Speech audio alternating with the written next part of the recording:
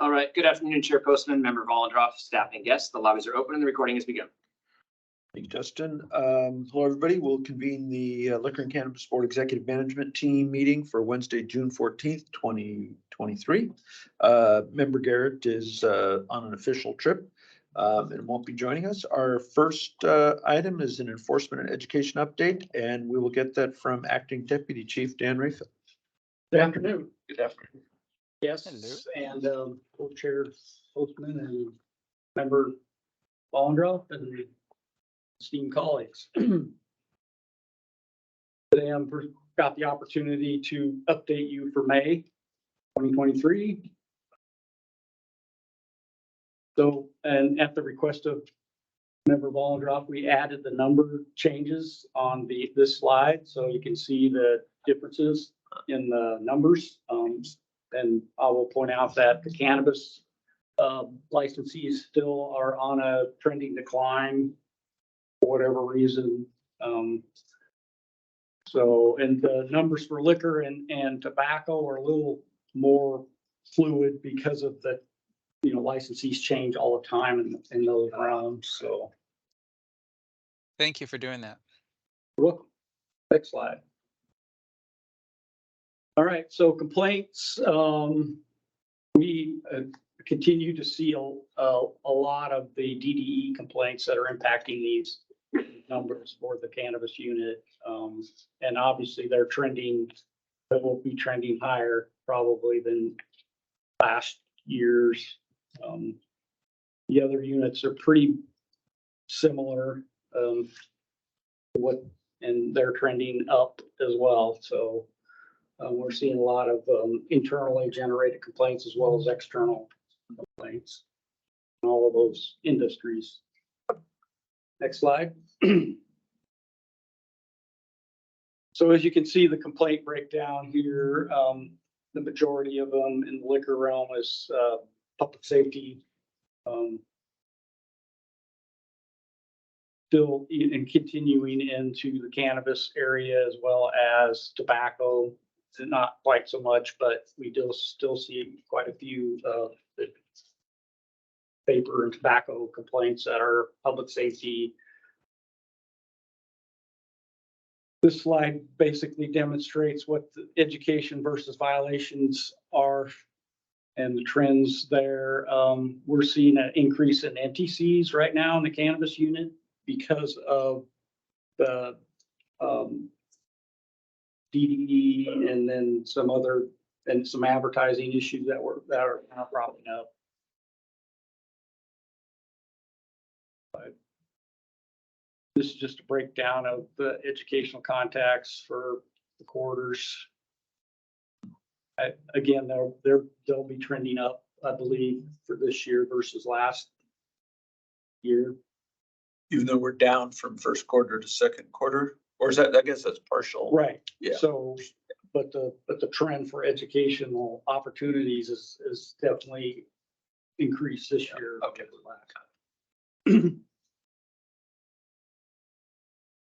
And then this kind of breaks down by year. So as you can see, that at least, especially in the cannabis, is trending up with the compliance consultants, and the other team members are increasing their footprint in this area. And the examiners are also a part of this as well.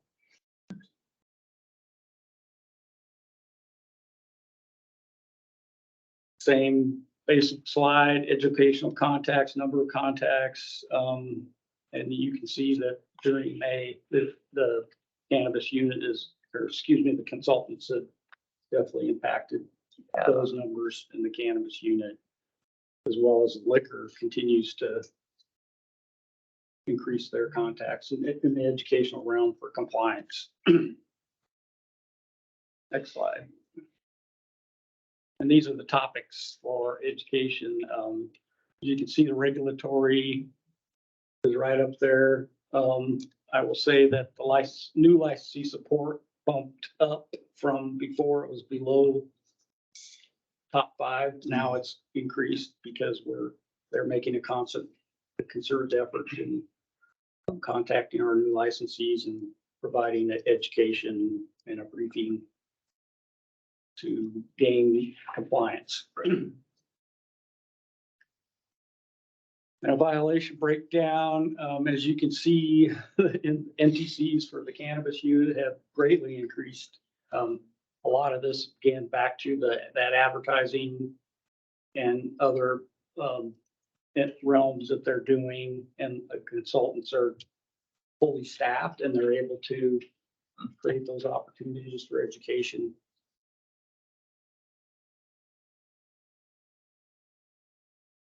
And here's the breakdown of the NTCs.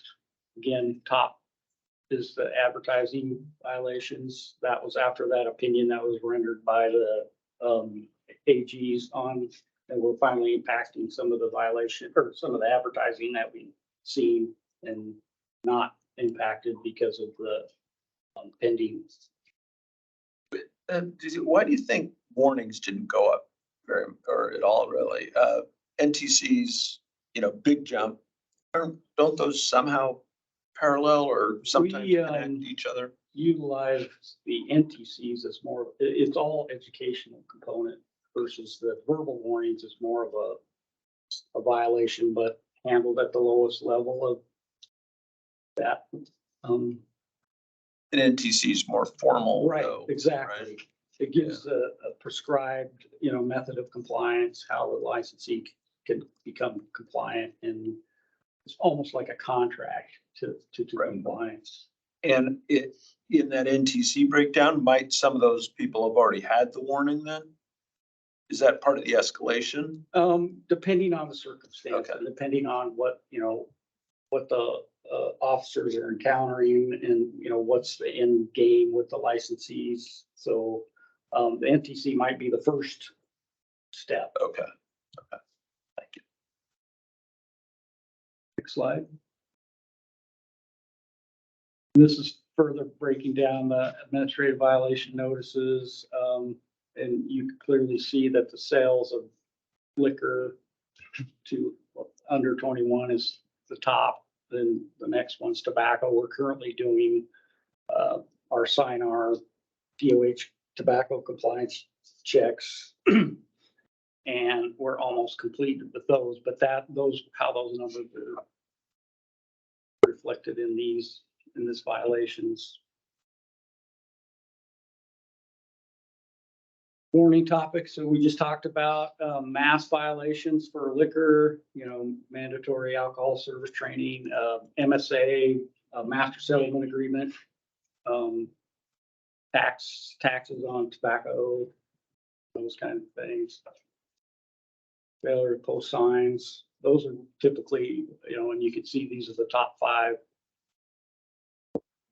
verbal warnings warnings. It still surprised me to see 0 warnings on the cannabis side. I don't know that I've seen that. That's what we, kind of what we're alluding to with that NTC as a method of education versus the warning path. But would that mean, do you think that sort of we're being stricter? Because the NTC does require, that contract, essentially the completion and. Well, again, the NTCs is utilized as an education. There is no violation component necessarily to it. So, and the context of it is, here's what's non-compliant. This is how we're going to get to compliance, and it's all educational in nature. I think that's how it's been being handled, and unless they don't become compliant, and then it moves to and then would be referred in the consultants. It would be referred to an officer, and then an officer would move that up. Okay. Hopefully, I'm explaining that. Yeah.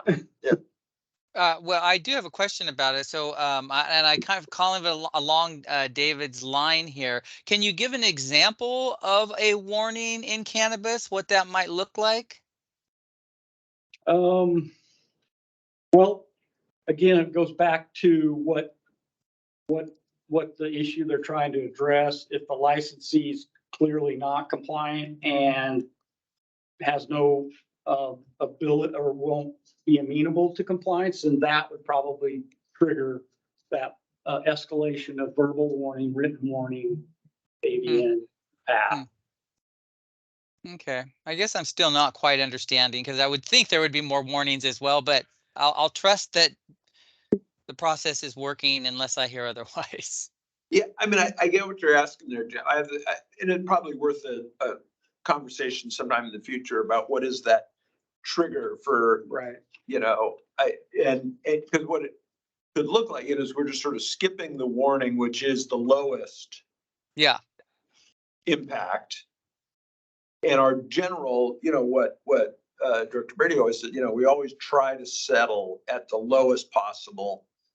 So I just wonder if we've changed something in our triage or whatever you want to call it, our decision tree there to go. Normally we would just give a warning, but we're going to this more formal. And maybe it's because it's dealing with things like DDE, which are different. I don't know, but yeah. Well, Yeah. And I will say that for our unit or the cannabis unit and in general, the NTC is not considered a violation. It's not Yeah, right. considered in that violation path Right.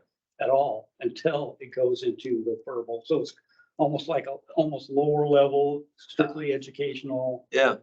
Wasn't that something that a lot of the licensees kind of asked for? Yes, exactly. To move it more to an NTC. Correct. Because they knew then what it was. Oh, I didn't know. And sometimes a verbal written warning and all will impact other things like their insurance and things like Right, that. right. Come I out, see. whereas an NTC is just that. It's an educational. Okay, okay. So, incentive for them. Right. That makes sense, I guess. Yeah, okay, Did that interesting. shed some light? Yeah, that I helps. mean, That we can helps look me. at it. Yeah, yeah. Explain a little better, but. Yeah. Okay. Next slide. So the other thing I'll point out on this slide is we continue to see no cannabis violations going through to the administrative process. It's all being handled at the hearing informal process. Yep. Youth compliance, liquor compliance, steady. It dropped a little bit in April, and this does not contain any of the curbside delivery. But you'll see that it did drop a little bit, but now we're back at 85%. Next slide. Here's our curbside carve out, and you can see it's 100%, but those three, it's pretty small number to, gain any kind of insight into that. Right. So, and there were none in April. Okay. So. Cannabis compliance still at 97, 90, so they're still high, higher compliance rates. Continue to see that. Next slide. Tobacco vapor, right around the 80%. Again, we're doing SINAR checks, a concerted effort with DOH and SINAR checks. So some of those numbers are reflected there, but they're still at that 80%. It seems like where they hover Yep. often, but it's got to be so easy for them to do better. I mean, I just don't get I it. agree. So we'll see with that Yeah. new legislation that just came out. Yeah. We're looking at that and, the increase in penalties and things like that. Maybe that'll be the spark. Yeah, good. I hope so. Next slide. Premises checks, I think we're, trending higher this year. And I'll note that the cannabis unit they're at like 59% of their licensees that they've been able to contact. So that's good. Next slide. ID checks. As you can see, this is youth access, checking IDs in bars and taverns and things like that, who we come in contact with. I will say, like for tobacco, we're diligently doing vape or tobacco SINAR checks. So it's really all about the minor IA going in and doing, we're not spending a lot of time doing the surveillance and things that we would do checking for clients. that way. Cry, really no changes, well, changes that you can see here, but nothing notable. Yes. Examiners, they continue to enlighten us on CCRS and doing those drill downs for, compliance with that. Some of the DDE issues that we had brought to light some of the reporting issues that we had with some individuals and some licensees. So, they're continuing to monitor those and report out that. So FDA, their rate 78%. I mean, it's pretty a little lower than the tobacco for us, but slide. Internal affairs, as you can see, we have had a few investigations with some outcomes. Hiring recruitment. Well, we have 35 vacancies right now. Standard. And we continue to explore other options for recruiting and, retention and recruitment incentives. So, and here are some of the items that we're doing we have a huge banner that was created at It's on the field. picture. Yeah, it's Yeah. cool. Yep. Talked about doing some wraps on some of our vehicles, like State Patrol did with their recruiting thing. So we'll see how that goes, but we're trying every options we can.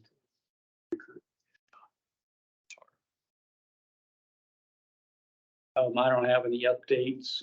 I will say that we're starting up a process for putting together an SMP team and things like that. And then notable partnerships would be our continued work with the licensing division. And after that meeting, that in-person meeting we had, and working on further developing that.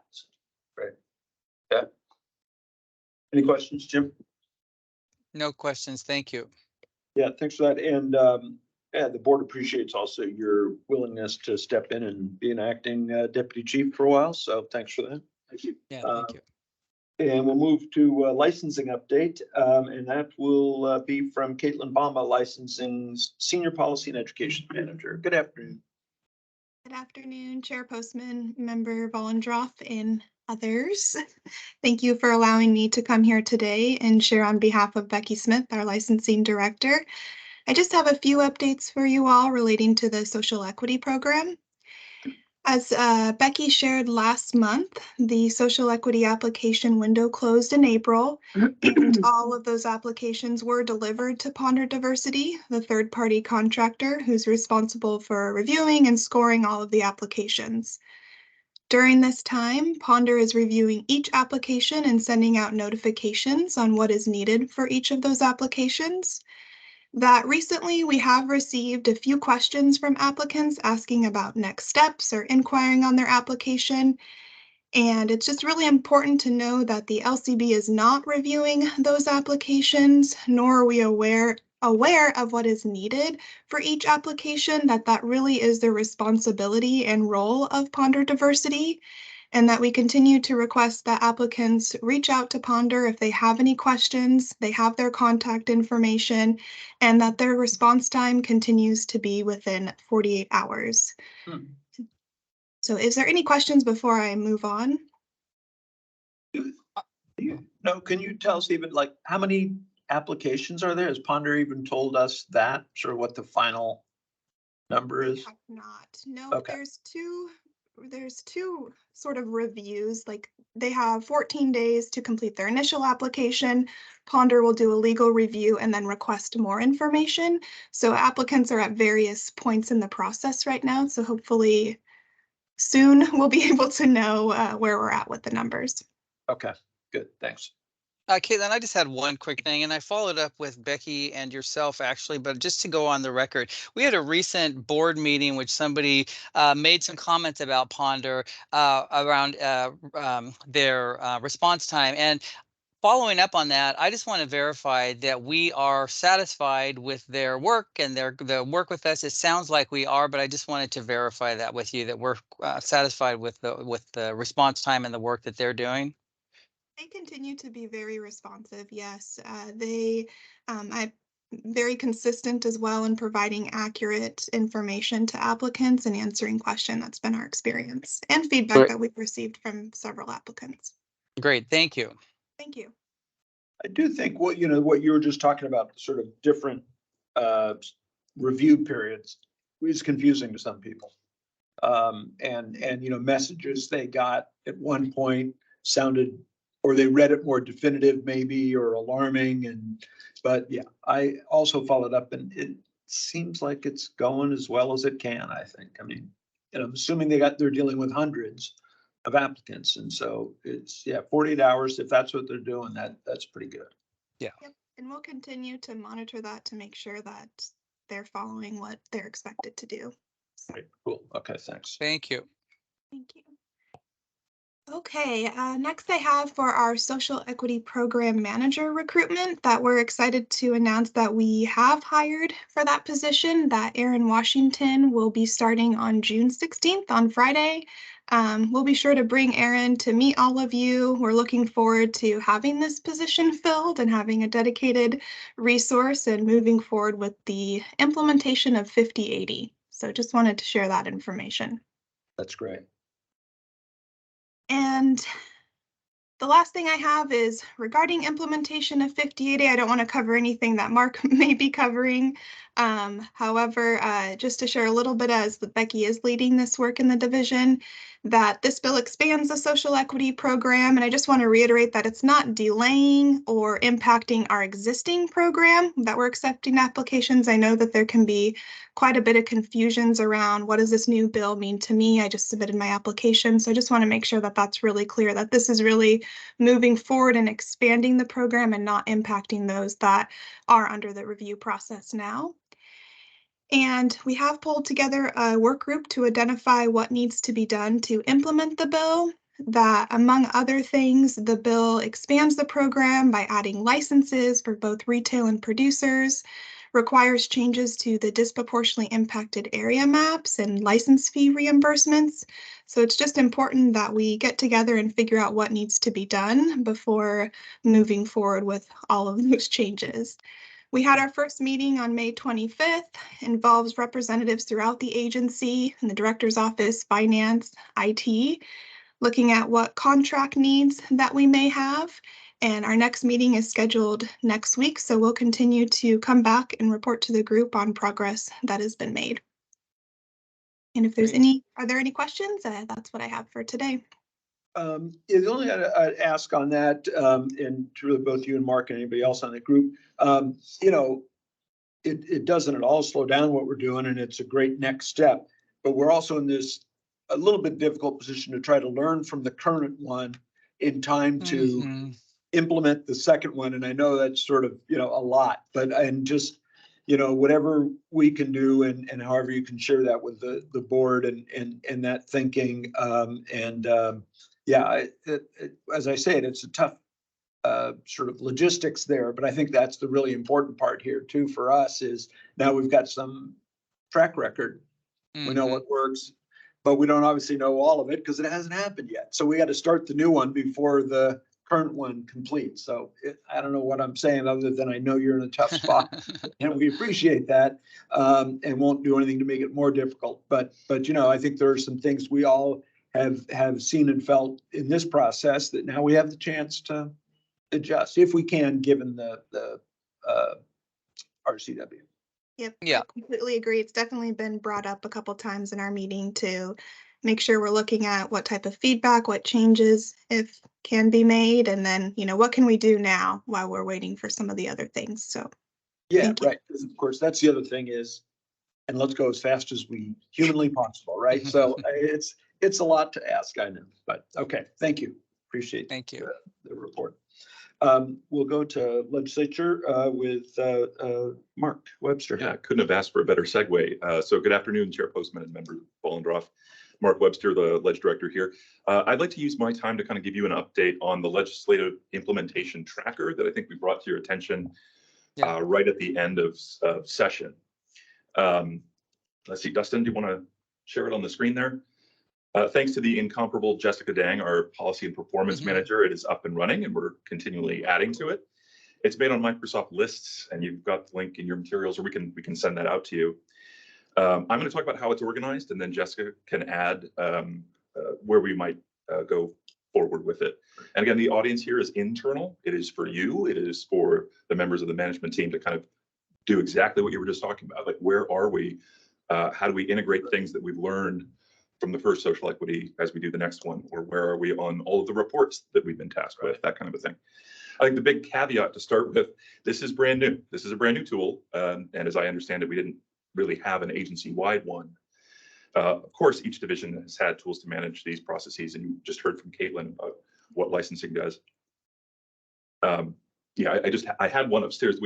Going way back, we had printed documents that kind of filled this role, although they were more like the legislative fact sheets that we now have on our website, so less on the details of implementation. So this is going to evolve and change. The way we use it now, the way it looks, probably won't look the same in a year, probably not in 3 months, and that's fine. That's what it's designed to do. We want it to be useful, and we'll have to iterate to see what usefulness looks like.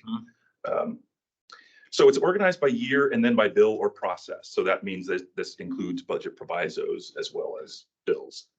And importantly, for many bills, and we'll just get into this in a minute, there are more than one row. There's more than one entry. And the thought here is to break these down into specific deliverables. So sometimes those deliverables are really well defined and sometimes they aren't. And we'll have to do some work internally to figure out, identify all those steps that will go into implementation. So Dustin, if you can scroll down to SB 5448, which was the alcohol temporary privileges and the alcohol delivery bill. It has several pieces of rulemaking contained within it. There are some temporary privileges that sunset, some are made permanent. The alcohol delivery piece has the sunset date moved back. We have to update some training in the MAST program around ID checks. And then there's a legislative report that's due in November. So you've already approved the rulemaking for this earlier this month. And so we have 4 entries and each one is very well defined. We know when the report is due. We know when the CR 101s have been filed. We know where we have an estimated date of when the CR 103s are going to be filed at the end of the process. And those dates are reflected here.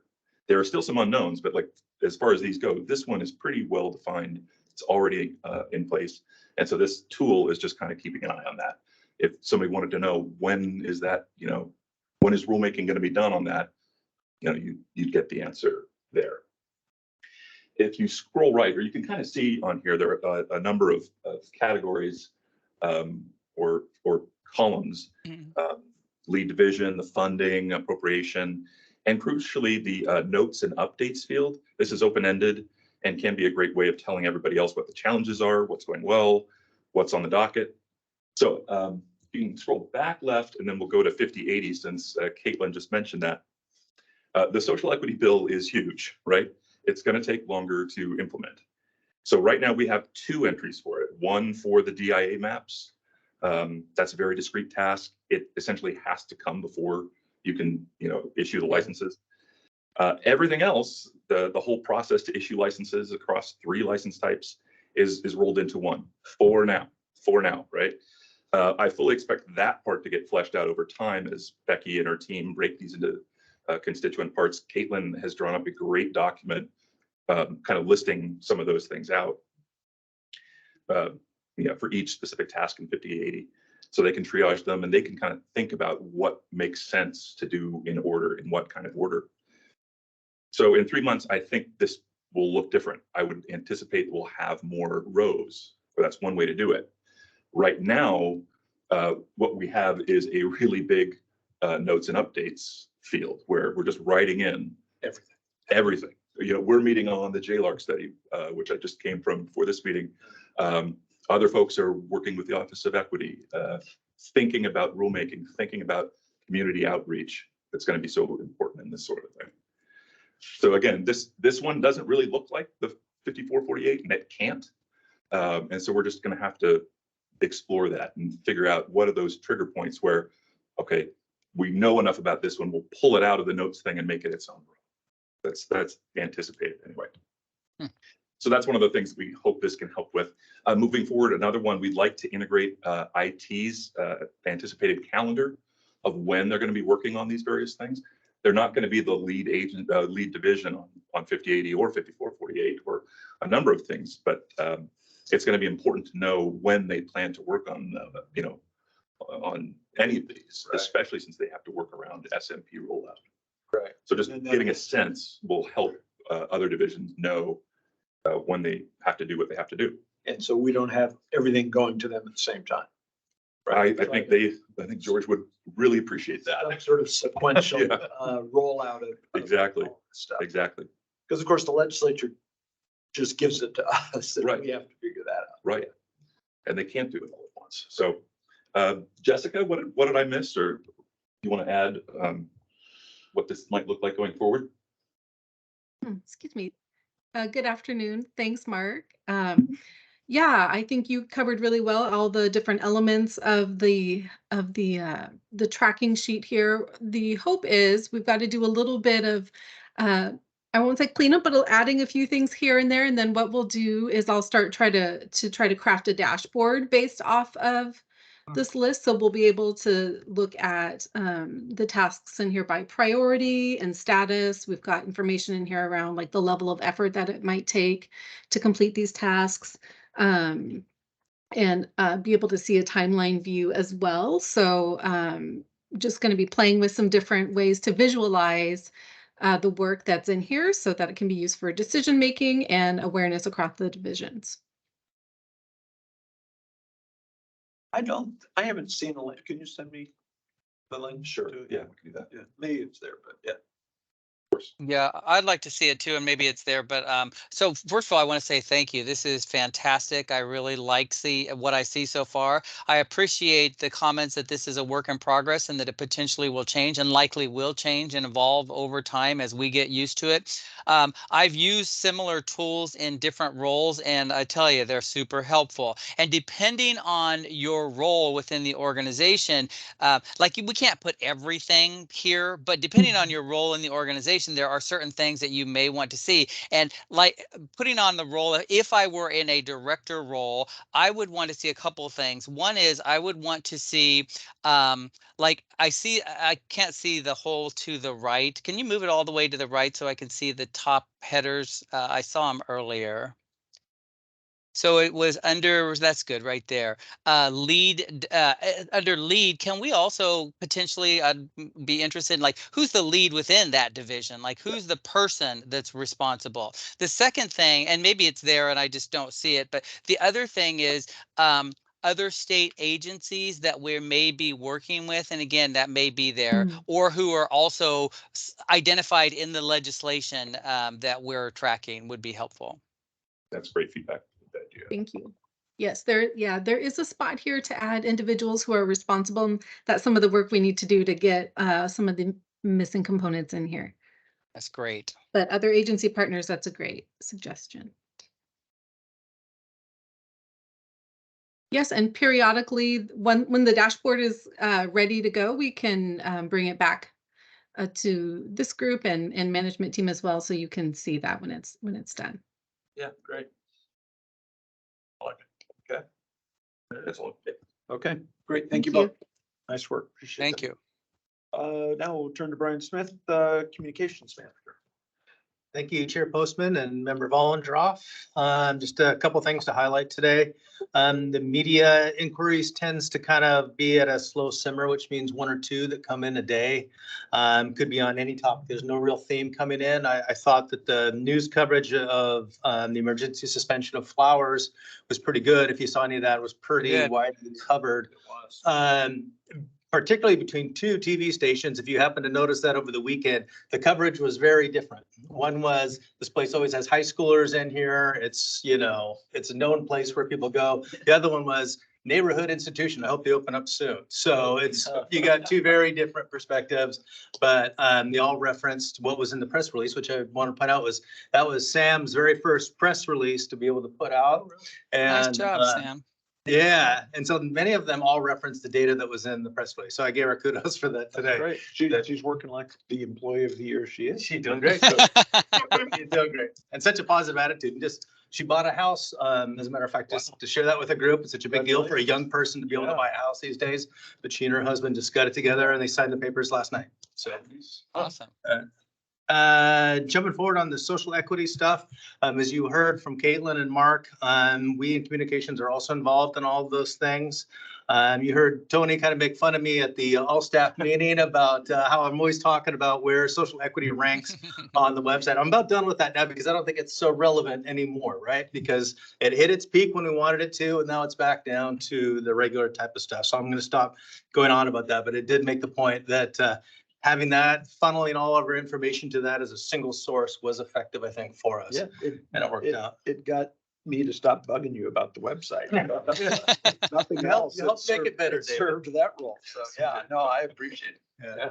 And then as far as all those things, I'm sure we're on the list that Jessica just pointed out, is that Becky and I will be responsible for the communication and outreach implementation plan. So working with many staff here and looking at innovative ways to be able to reach out. We'll be able to take advantage of Mr. Washington coming on board, I'm sure, to be able to get insights there. I met him at the all staff meeting too. It seemed like a good guy. Yeah. And then Sam's also working on a video that we'll have ready in the next week or two that's going to touch on where we're at with what's going on with the ponder and the current application process and what that means about 5052. And it's going to touch on some of the things, David, you were just talking about, how you want to be able to differentiate between what's going to happen and what's actually going on right now.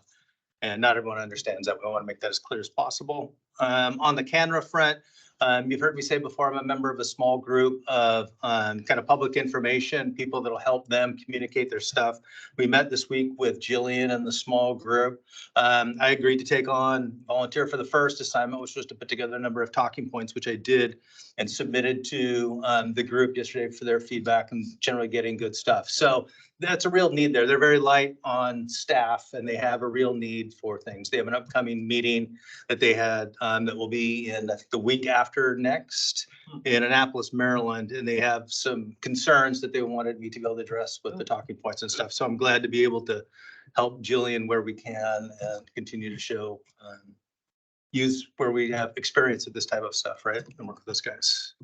And then, as you know, worked with David and with Will on the announcement of his appointment, of his hiring. And then we had a plan of which several people here, like Mark and others, fanned out and reached out to stakeholders with a personal message and legislators and all that. All I heard back was positive feedback on that. And so I think we were able to effectively get that out in a way that we were satisfied with, because it is important and it's important that people know that we know that they need to know it. And then lastly, on the SMP front, as you'll hear from Tony, is that it's a major time consuming effort by so much staff. And Julie on my team is devoted to the project. She's the lead on SMP communications, doing a bang up job on that. Really, really proud of how she's doing, but it's consuming her. I mean, it's like I've lost 25% of my staff because it's all SMP doing that. And so just so that the board recognizes and knows, you know, how we're trying to work through that. I'm going to talk to Tony about how we might be able to share the load or somehow be able to do some of that with Julie. But I'm really proud of all the work that she's doing, and she's very dedicated, extra hours and stuff along those lines. And if you notice that we took down the, I shouldn't say we took down, we removed it from the carousel on the website for the Washington is open and ready for business. On that page, it had all of our allowances during COVID. That was up there. It ran its course. I think it came down. But we've created the new portal, which is how customers will begin accessing some of our services, like banquet permits, public records, et cetera. The front end of the SMP. Yes, stuff. yes. Okay. The interaction with the customers. And so we have an icon holding that place now that's on the rotating carousel, and we're directing people back to that. But you'll hear Tony say that on June 21st, that all goes live. So, you know, other than that, I think, you know, Mark's doing the lead on the legislative fact sheets and we'll be turning those over to us. We'll do a review, post them to the website, and then announce it to staff in the world that they're there, because that is a useful tool that people use, those ledge fact sheets. And now you guys are putting together all these other tools. That'll be helpful too. So great. That is it, Great. unless there are questions. No questions. Yeah, I Thank you. know how hard your staff's working. I saw Julie earlier today with her laptop in one hand, walking it with and with earbuds in and putting something in the microwave and muting herself and unmuting herself. So it's like, yeah, she doesn't even have a chance to eat. So yeah, noted. I'll share that with Yeah, yeah, no, appreciate all their work. That's great. Okay, and now we turn to Tony Hood, our Deputy Director for General Agency Update. Good afternoon, Tony. Hi, Tony. Good afternoon, Chair Postman and Member Vollendroff. Before I get to my prepared remarks, I do not know what Brian is talking about. I never tease Brian, ever. No, So, I think you were just noting that he I think I was Just noting tell you where professionally everything ranks on that website. at any given how moment. he is very knowledgeable of website data. That's all I was doing, of course. Performance metrics. Performance metrics. Yes. Okay. You noted. So, thank you, Mark and Jessica. You guys did a great job showing us that legislative tracker. I'm so excited that we have that now and that it can continue to help us understand agency-wide impact of our legislation.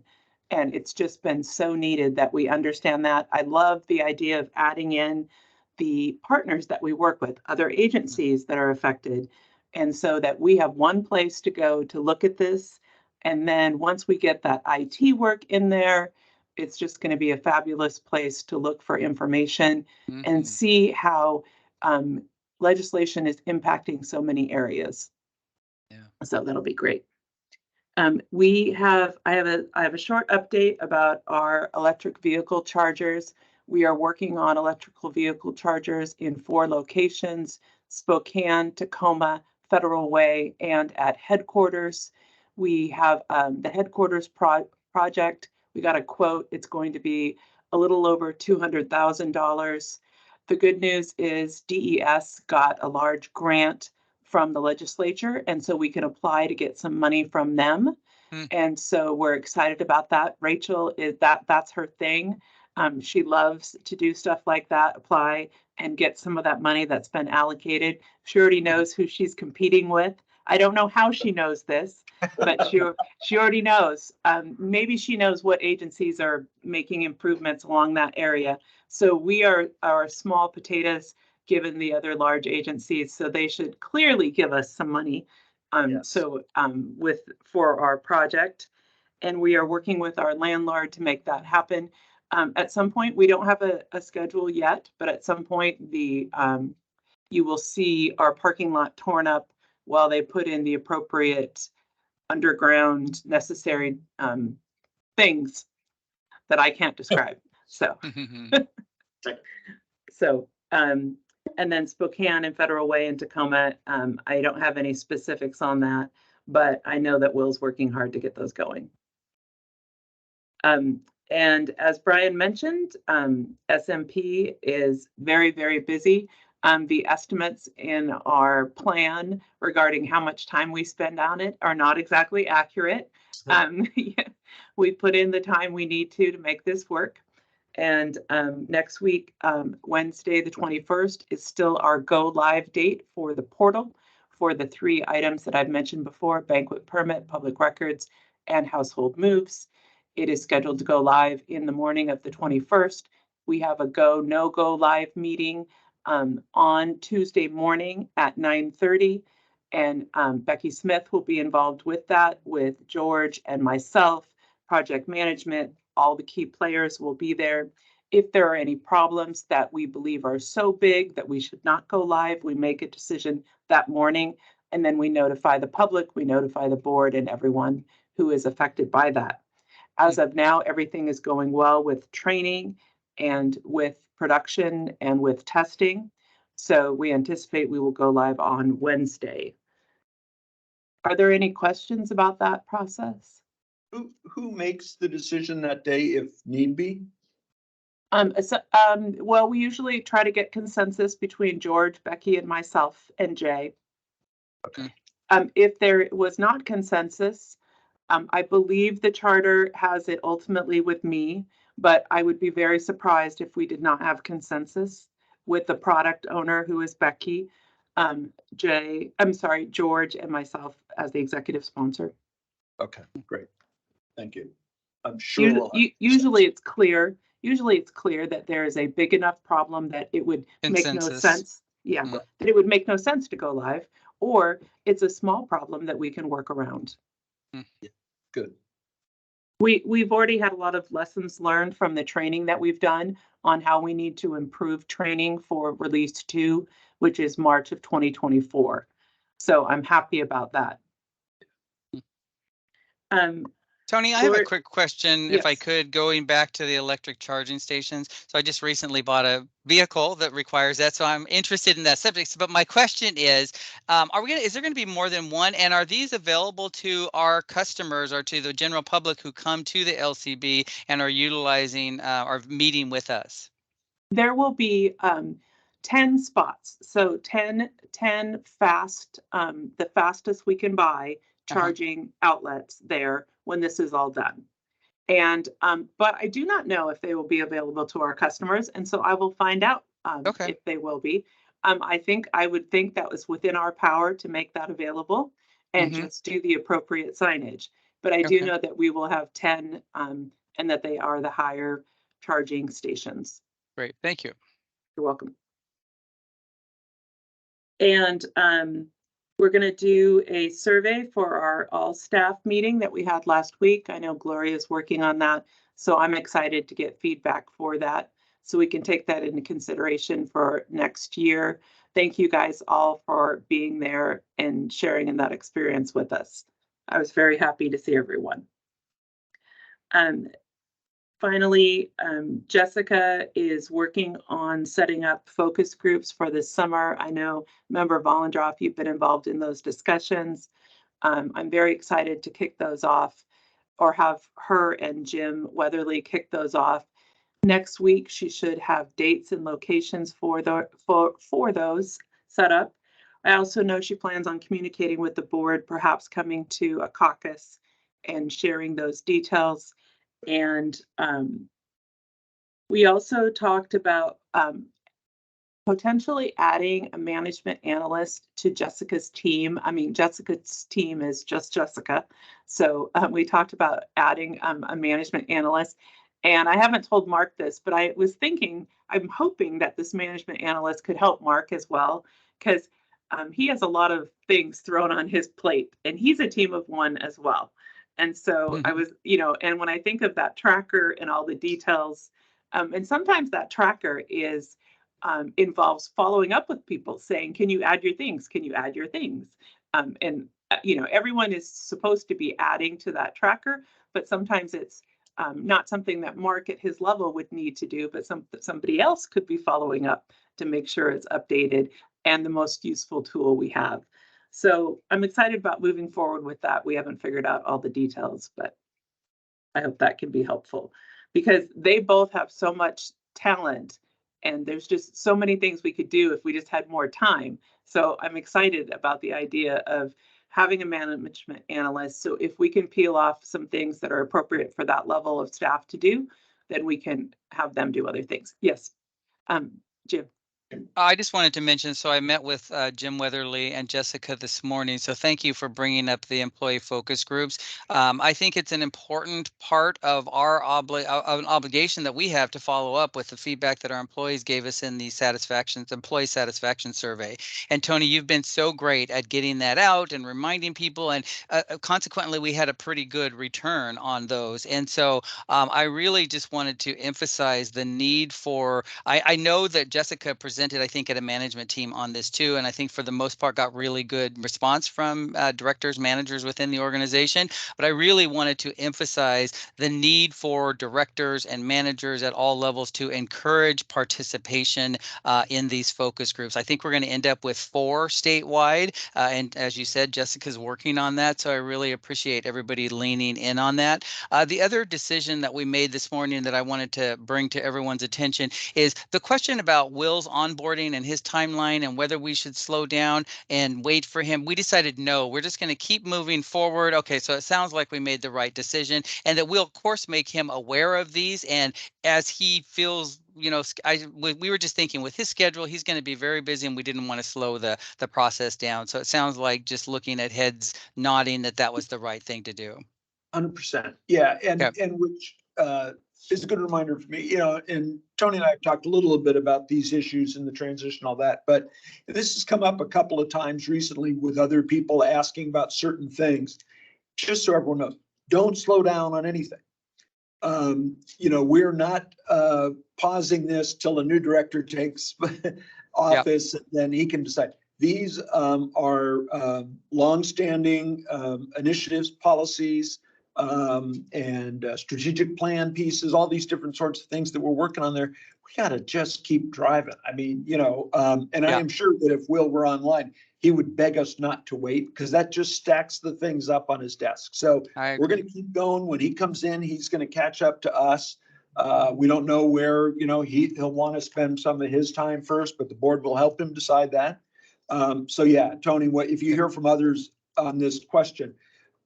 No, you know, the only thing I would say is that you know, talking about hiring staff, that's something that would be worth consulting with Will about, you know, if we're changing something along those lines. But anything we got going, we're going to keep going. Move forward. Agreed. Thank you. Yeah, and you know, the point of the focus groups, you know, you said it right, Jim. It's an obligation. We told employees we're going to do more this time, and so it is important for the directors to remember that, so they can not just encourage but support their people in doing this, and giving them the time they need to join those efforts of yours. So yeah, we promised, and we want to know. Yeah. I mean, we're missing a key data point here, and this is our attempt to try to, I think, up that a little bit. So I'm glad you guys are doing it. And as we approach the fall, we'll be drafting a new strategic plan. And so this ties into that as well. Yeah, absolutely. Yeah. Thank you, Member Vollendorf. I really appreciate your active participation with Jessica and Jim. It's really exciting. Yeah, of course. Thank you. That's great. That's all I have. Okay, great. Thank you, Tony. And yeah, we know how busy SNP is, which is your project, and then you have a lot else on your plate these days in the transition here while Rick's on leave before Will gets here. So we really appreciate, you know, you putting in even a little extra, and know it's hard, but things are moving along smoothly. So we appreciate the steady hand at the till. Thank you. Yeah, thank you. Till, not tiller, till, right? Steady hand at the till. The till, yeah, the till is me taking money, right? No, that's right. Get your hand out of the till. Keep a steady hand on the tiller. Okay, all right, good. I'm glad we settled that. Thanks, Tony. Thank you. You guys are a tough group. Anything else, Jim, to add today? Nothing else to add. Thank you. Okay, great. For me either. Thank you all for participating. Appreciate the reports and great work being done. Yeah, really good meeting. Thank you all. And we will adjourn the executive management team for the 14th. Bye, everybody. Bye, everybody. See you, Jim.